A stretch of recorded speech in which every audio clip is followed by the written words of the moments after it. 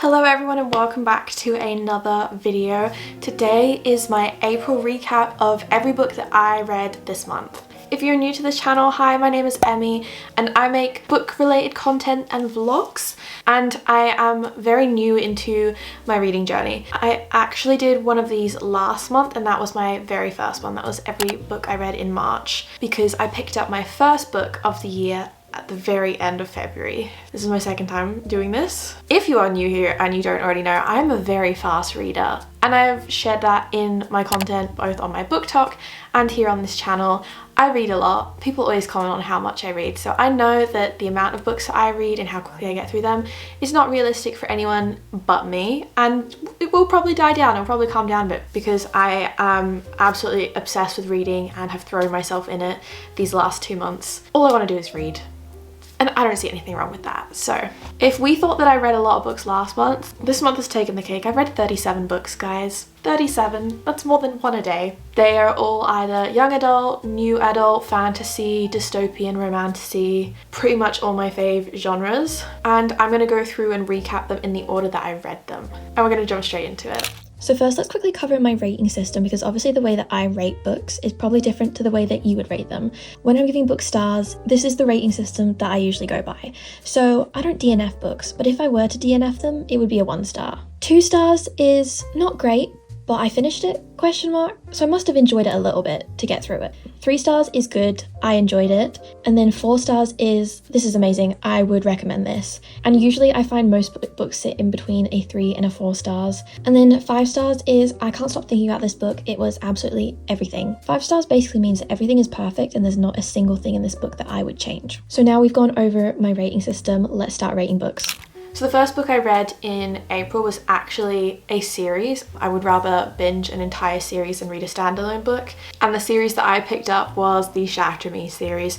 So this is 6 novels and 5 novellas, but the novellas are split across 3 books. And these are young adult dystopian books with magic in it. The book sort of reminded me of the last 2 Hunger Games books. It had that type of dystopian, like world is falling apart kind of vibe to it. It's about a teenage girl, I think she's 17. The government that rule the world are called the Re-establishment. They have imprisoned her because she has these magical powers, and when she was a child she accidentally murdered someone with them because she didn't know how to control them. She basically touches them and they die. They detained her, but now after a few years of her being in prison they want to use her as a weapon for like the war, and it sort of progresses from there. It's hard to talk about all these books without spoiling anything, especially as part of a series, but I did not think that I would enjoy this book based off of that sort of description alone, but I loved this so much. The way that the books are formatted, the way they're written is quite poetic.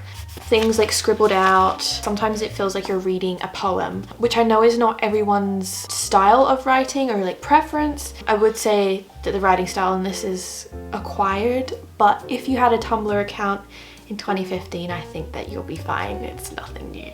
And this is written in first person perspective, so you're really getting into the mind of Juliet, the main character, and you sort of get to see like her thoughts versus what she actually says. And I actually rated this 4 stars. I thought it was really interesting and gripping, and I didn't know what was going to happen. I kept reading to find out what was going to happen next.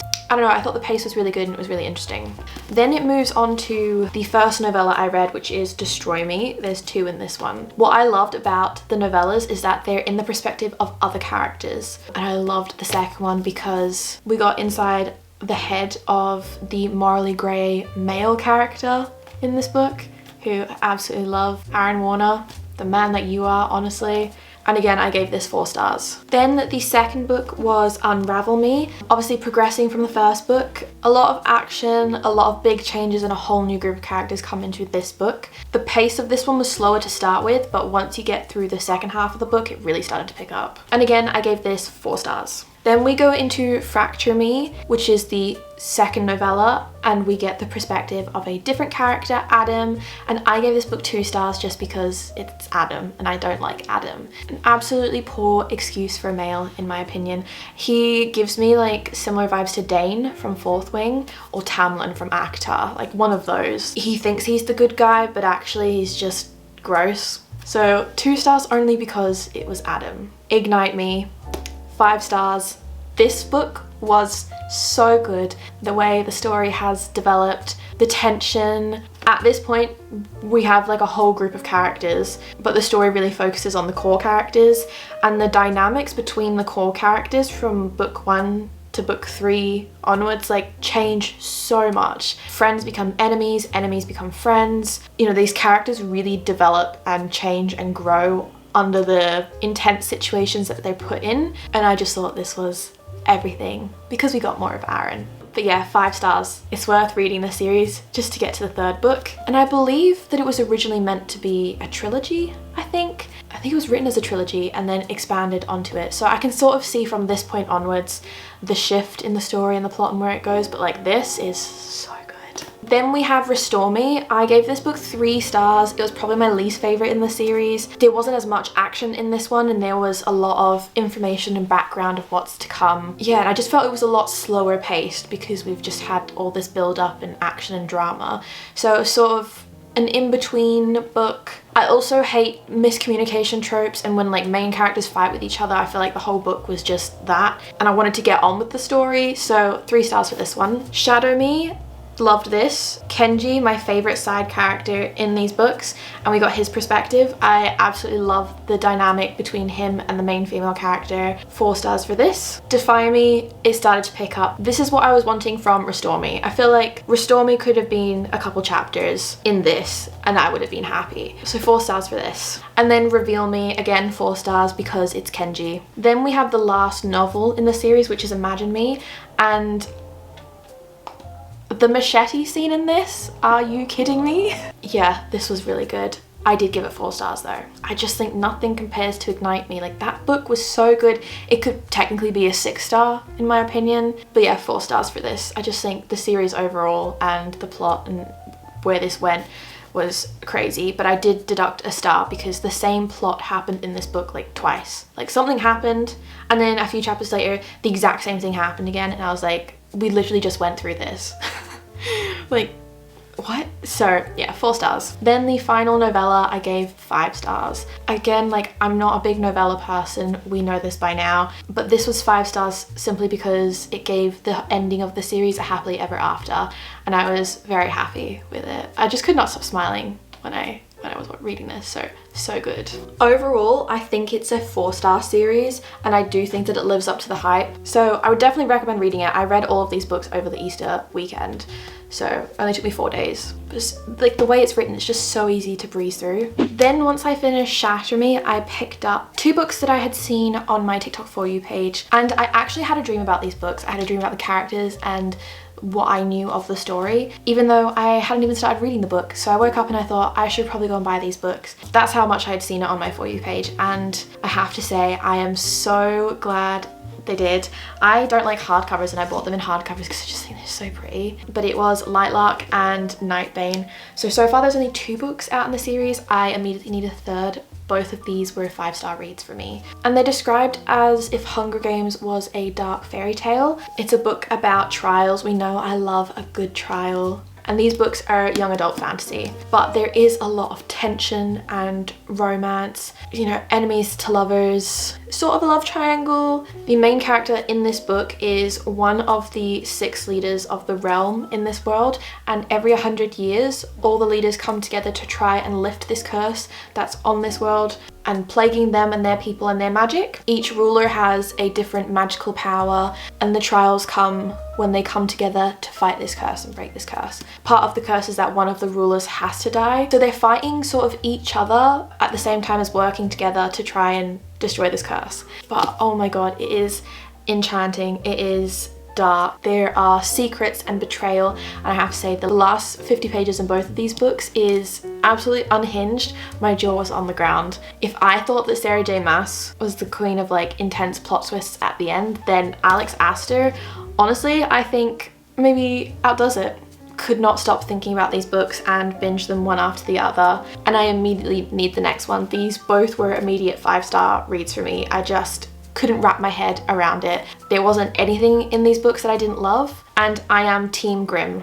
Books 14, 15 and 16 that I read were again a part of a trilogy, and it is the Caraval books. So I have wanted to read Once Upon a Broken Heart for ages, and I found out from BookTok that the Caraval series is a prequel to that. So I wanted to read these first. I definitely think you could read Once Upon a Broken Heart without reading this, but because one of the characters in this book, the sequel spin-off, is for them, the timeline of Once Upon a Broken Heart is right after the last Caraval book. Reading these books was like a fever dream. The magic system in this world is so unique, and they're definitely fairy tale fantasies.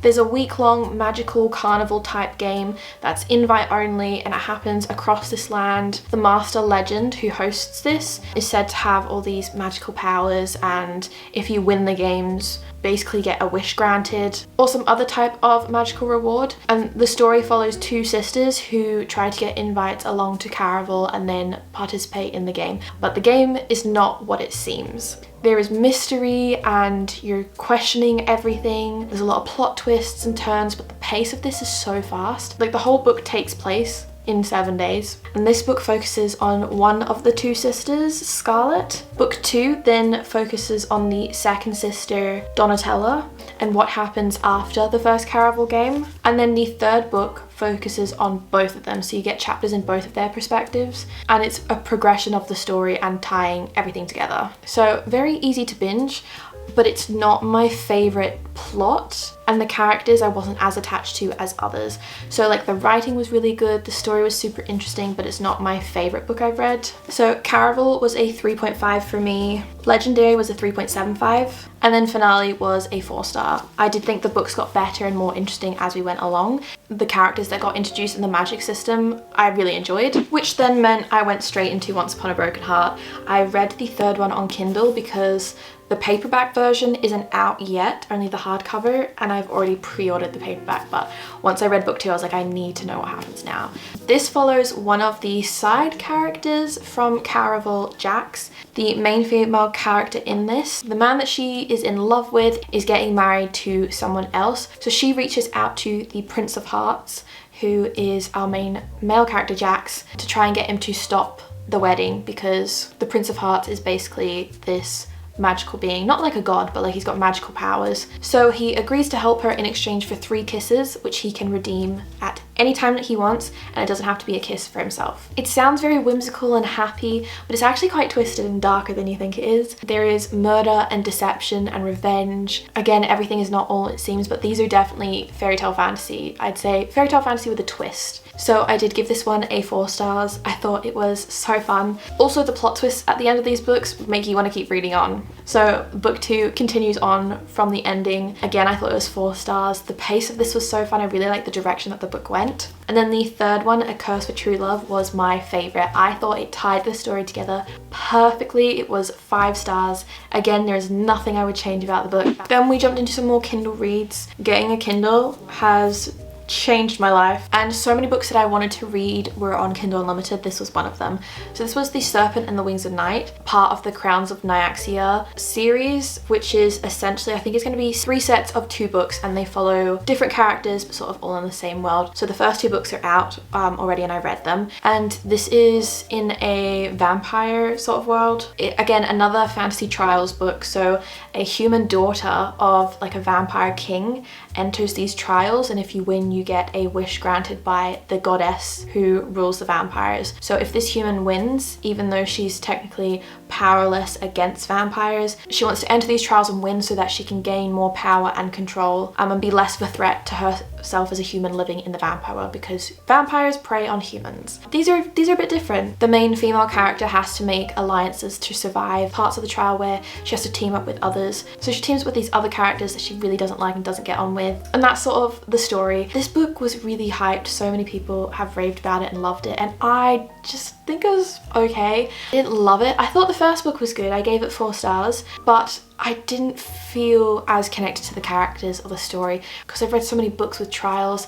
I just wasn't as, I don't know, I feel like there are better books out there. The main female character annoyed me, so maybe that's what it was. In between book 1 and book 2 there's a novella, and that is set in the same world but focuses on a sort of side character that's going to be in book 2.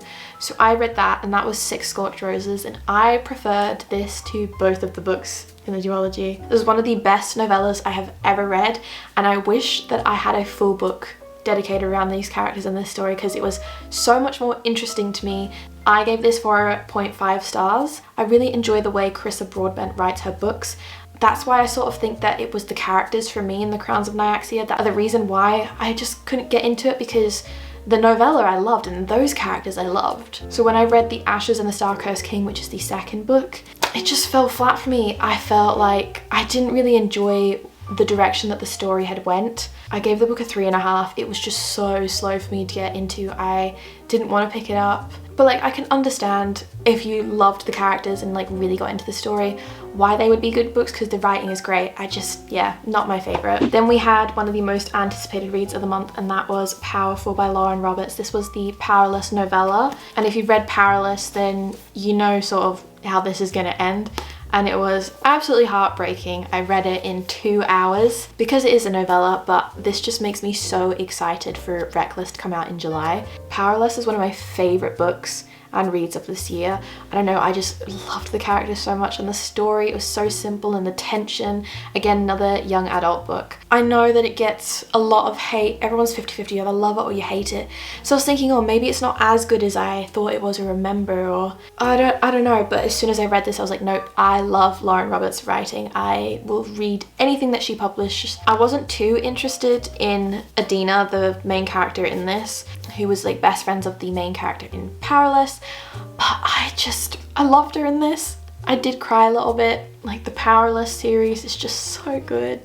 Then we jumped back to Kindle, and I read What Lies Beyond the Veil because this was on my TBR for the month and I'd seen people talking about it on TikTok, and I have to say this is one of the worst books I've ever read in my entire life. It was so bad. It felt like bad fan fiction. The plot to start with I thought was really interesting in the way it can go. I would check the trigger warnings though, because the main female character suffered like childhood abuse, and the book is quite dark, but the fae in this world and the main male characters are very aggressive. I just like some more plot with my books. This was not good. It got to a certain point and then the plot just stopped, and I was like, wow, this is bad. But the idea of the story I really liked. The fae and the humans are kept separate by this veil that these witches created over 400 years ago, and some of the fae are like gods and have all this magic, and there's this physical veil that borders the two together. And in the first book, the whole thing is the veil falls apart, basically is destroyed, and fated mates is a big thing in this book. Yeah, so like the idea of that story I really enjoyed and was getting into, and every time that the writing got a bit better, I thought, oh, it's going somewhere. The next chapter, it's just been nice. I was so intrigued by the plot. I tried to give book 2, What Hunts Inside the Shadows, a chance, and I regret it. It was a little bit better than the first one. So the first book I gave 2 stars. This one I gave 2.5 stars. It just still wasn't great. So then I picked up The Red Queen. I really enjoyed this. This was really easy to read. I read it in one sitting and I gave it 3.75 stars. This was on my want to read list because Lauren Roberts said that Powerless was a mix between Hunger Games and Red Queen. You know, the silvers are the elite in this world and the royalty, and the reds are the bottom of the barrel, have no magical powers, and are basically made to work and live as slaves with manual labor in this world, treated like shit. But a red girl possesses some type of magical powers, which she never knew that she had. She discovers them while she's in front of the royalty in this book. So basically, to cover their asses, because red shouldn't have any power, they make her pretend that she's like a long lost princess and she's actually a silver. You know, there's games, betrayal, lies, there's an uprising. You know, she's training to harness her magical powers with all of these elites. And I thought it was really interesting. There's plot twists at the end, and there are 4 books I believe in this series, so I probably will read on because they are on Kindle Unlimited, but I wasn't fully connected to the characters and the world of this yet. I'm gonna save those for another time, but this I enjoyed, and I gave it a 3.75. And then I picked up my first gothic fantasies. I got the Shepherd King duology, so it's One Dark Window and the second book is Two Twisted Crowns.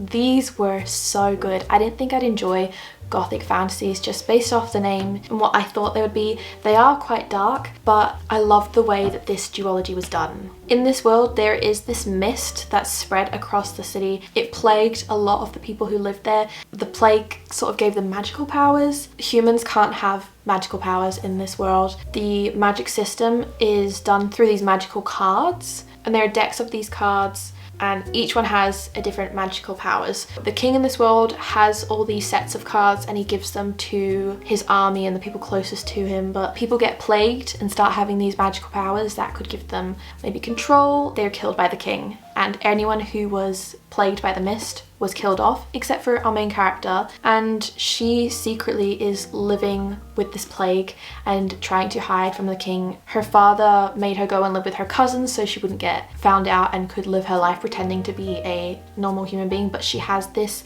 nightmare living in her head, and he's this magical monster spirit. The world building in this is very minimal, especially for like a fantasy book. It focuses a lot more on like the plot and the group of characters. So the first book is focusing on Elspeth and the nightmare in her head, but you meet all these new characters and find out this bigger part of the story. And book 2 has multi-character chapter perspectives, so you get to start seeing inside other characters' heads and minds and what happens. I thought this was so interesting. The books are set out sort of like part 1 and part 2. I love book 2 way more though. Like, I think book 2 is the best. So One Dark Window I gave 4.5 stars, and Two Twisted Crowns was 5 stars for me. I'd say as a duology overall though it's 5 stars because just book 2 is so good, so unique, like nothing I've read, and I will read anything that Rachel Gillig publishes now because this was just so good. On my TBR was the Bargainer series, so I picked up the first book and I read that on Kindle and I was really enjoying it right up until the ending. The main character is a siren. In this world there is this like magical being called the Bargainer, and you can call on him and you can ask for magical IOUs from the Bargainer. So if you need something done, you need his help or his powers, he can do so in exchange for repayment later. And the main character, who is a siren, has been collecting these magical IOUs for a year. After 7 years, he comes to collect on his payment. There's like trouble in this magical fae world, you know, bad things are happening and he needs her help. There's sort of enemies to lovers and fated mates and things like that, and I was really enjoying the story and the characters. There's some parts that are a bit like when the main character first met the Bargainer, she was 16 and now she's like in her 20s, and the book flips back and forth between the first time she asked for help with these magical IOUs when she was like 16, and then it jumps to the present day where she's in her 20s, and then it goes back and forth. So I didn't really like that part too much. Ending is what ruined it for me. I don't know, it just felt like a bit like what? When I was reading it, I was quite disappointed in it, and I was intending on reading all of them, but I put it down because I couldn't, and that was the 29th book. Then the 30th book that I picked up, and actually all the way to 37, is part of a series that I'm currently reading and I'm almost finished with, and that is the Zodiac Academy. So I read The Awakening, which is the Zodiac one, and I have to say, this is a bully romance. It is fantasy. 2 twin girls are plucked from this human world when they're 18 and brought to this fae world and told that they're not actually human, they're fae, and they have magical powers that are awakened once you turned 18. So, you know, they were in and out of like foster homes and had like a terrible childhood and upbringing when they were living in the human world. Apparently they're long lost heirs and their parents were king and queens in this fae world, but when they were babies they were murdered. When they are found in the human world and brought back to this fae world, people thought that they were also died. They now have the chance to reclaim their title as princesses, but to do that they need to complete their training at the Zodiac Academy and learn how to use their powers and harness them, and then at the end of their teachings they can claim their inheritance basically, which is the thing they care most about. They don't care about being princesses in this ridiculous fae world, they just need their money so they can live their lives. I don't know, there's something about them. They're adult books, but they were giving me like teen TV show, like The Vampire Diaries, Teen Wolf, Pretty Little Liars, Gossip Girl. Like there's that drama. It's set in an academy which is like a university, but there are vampires and werewolves and sirens and all these magical creatures, dragons. The way the magic works there, you have an order form, which is everyone is one of those mythical type of creatures. You can be a Pegasus, you can be a vampire, you can be a dragon, and you don't know what you are until your magic is awakened once you turn 18 and go to this magical academy. You're also gifted a secondary power, which is elemental. So the school is divided up into houses. It's like air, water, fire, and earth. And most of the Fae usually have 1 or 2 of these elemental powers. These new girls rock up at the academy. Everyone knows who they are and they have no idea about anything, how this world works. They've been living in the human world. They thought magic was made up and can't actually believe that all this is happening. So they're trying to adjust and settle in. They get awakened with their powers. They're trying to figure out what their order forms are because they don't know what they are. But because the king and queen were murdered like 18 years ago, the country is now ruled by a magical council. The 4 adults who run the magical council have 4 sons who all go to this academy, and they are the heirs to the council.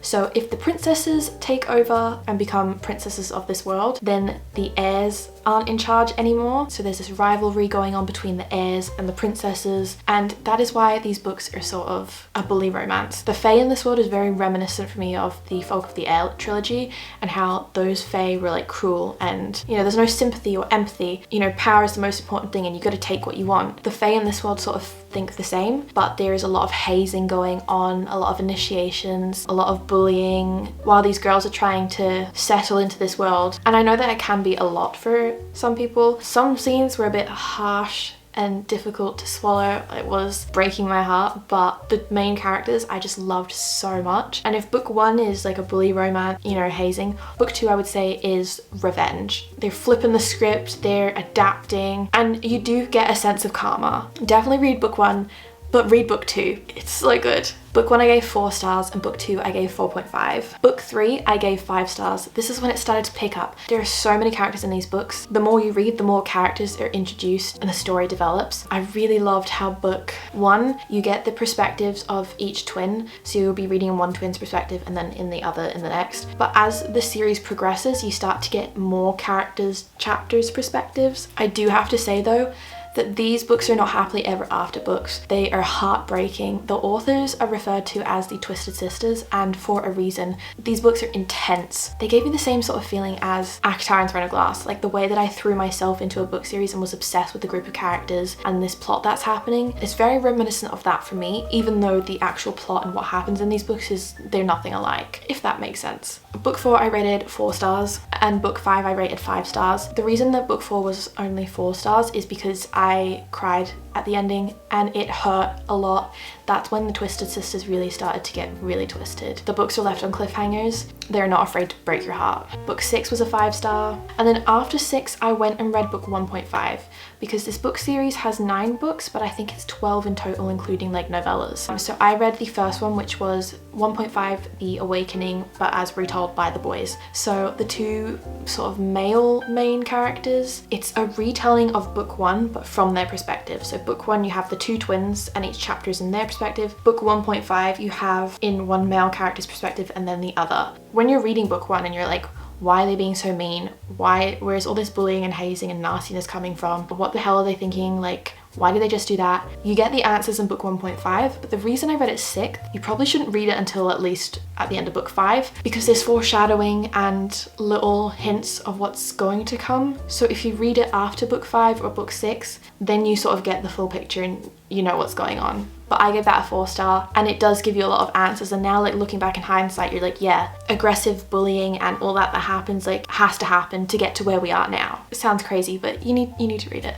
These group of characters, I've never laughed so much at a book. I have highlighted so much. I'm reading these books slower than I've read anything ever because I want them to last. And I literally just finished book 7 yesterday and I gave that 4 stars. It is known to be one of the least favorite in the book series, and it is slower, but I did laugh a lot. And then things picked up at the ending, and the ending made me so angry. I'm reading 8 and 8.5 right now, and then I've got one of the novellas and book 9, which is the last book in the series to read, but that will be in the first week of May activities. So that is all the books that I have read this month and my thoughts on them. That is a lot. and I'm hoping that this video is not too long. But if you've read any of these, let me know what your thoughts of them are in the comments. If you had similar opinions to me, or if you haven't read these, which ones are you most interested to read? Honestly, I want everyone to read the Zodiac Academy. It's just too good. This month I have read some of the worst books I've ever read and some of the best.